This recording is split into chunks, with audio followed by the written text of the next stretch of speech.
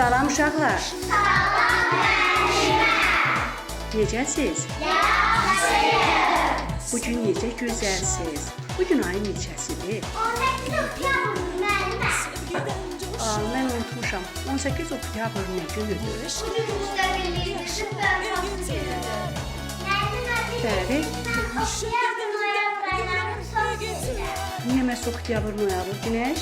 Çünkü oktyabr, noyabr aylarında müstəqillik bayramı, bayram, 8 noyabr Çox gözəl. Bayramınız mübarək uşaqlar.